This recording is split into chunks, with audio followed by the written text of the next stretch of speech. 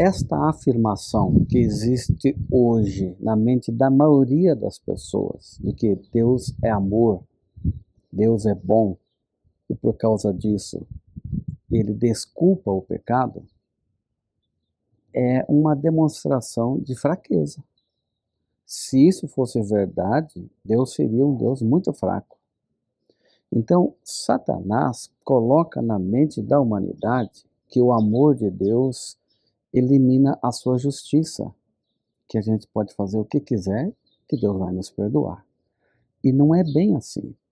A lição de hoje, na recapitulação que vamos fazer, vai deixar muito claro que enquanto houver pecado, haverá dor, sofrimento e morte. Porque o salário do pecado é a morte, mas o dom gratuito de Deus é a vida eterna. Mas você tem que fazer sua escolha. Vamos aprofundar isso hoje, daqui a pouco.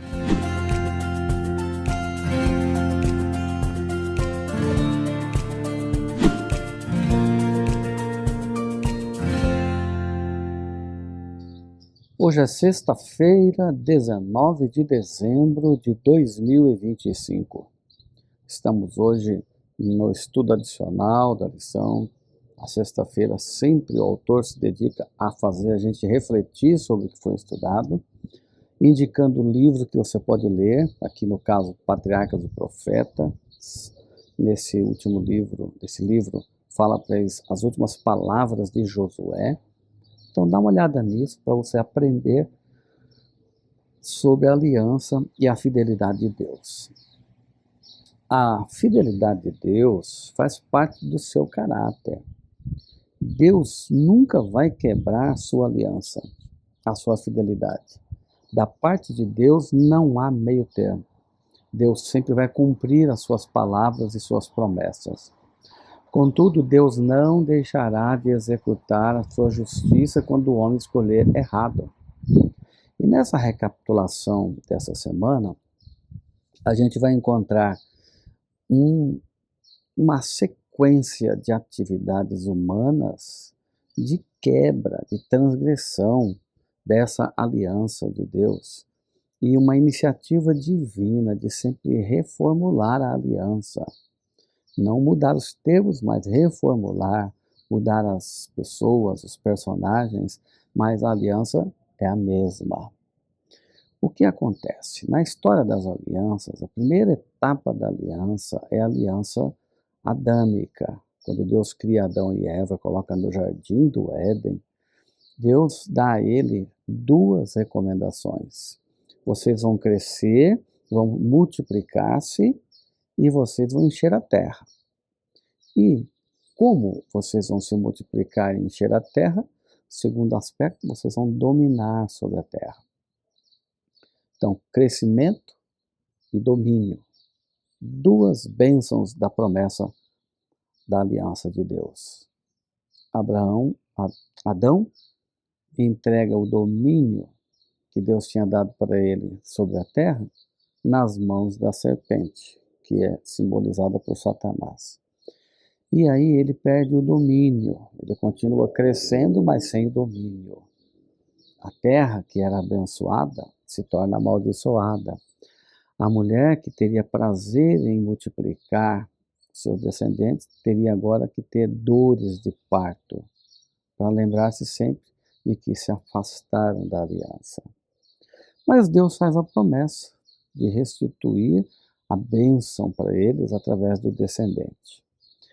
Passado o período de Noé, período de Adão e Eva, vem a renovação da aliança através de Noé. Noé é chamado por Deus, Deus julga as ações pecaminosas, porque enquanto houver pecado haverá julgamento divino sobre o pecado. Deus ama o pecador, mas odeia o pecado. Noé, então, sobrevive. O silêncio daquele dilúvio, aquela devastação total, destruição total, tanto dos seres humanos quanto até mesmo da própria geologia, ou seja, da própria esfera terrestre, Agora, ao sair da arca, Deus estabelece a aliança com Noé. Olha, vocês vão crescer através agora de vocês, seus descendentes, e vocês também vão dominar a terra. Não demorou muito, os descendentes de Noé procuraram ser independentes do domínio divino. Quebraram a aliança com Deus, construindo a Torre de Babel. Eles queriam tornar célebre o nome deles, ou seja, salvação por conta própria. Se vier um segundo dilúvio, nós vamos ter uma torre tão alta que nós vamos nos proteger da água do dilúvio. Não podemos confiar nesse Deus. Quebra da aliança. Deus restaura a sua aliança, mais uma vez, com o chamado de Abraão. E através de Abraão, Deus diz para ele: você vai crescer, vai se tornar uma grande nação e você vai dominar a terra. As duas bênçãos perdidas, crescimento e domínio. Mas Abraão falha também no seu aspecto. Assim como Adão ouviu a sua mulher e seguiu as insinuações da sua mulher, Abraão também, ele é um paralelo de Adão. Abraão também ouviu a sua mulher e aceitou o conselho da sua mulher e foi dormir com a mulher dada pela sua mulher para ser esposa dele. Então a maldição tomou conta dessa desobediência desenfreada de Abraão e houve então um rompimento da aliança. Embora que Abraão tenha sido fiel, seus descendentes não foram. Deus então renova a sua aliança com Moisés, a aliança mosaica. Vamos agora tirar vocês da terra, vamos colocar na terra de Canaã, e vocês vão dominar sobre todos os povos e nações.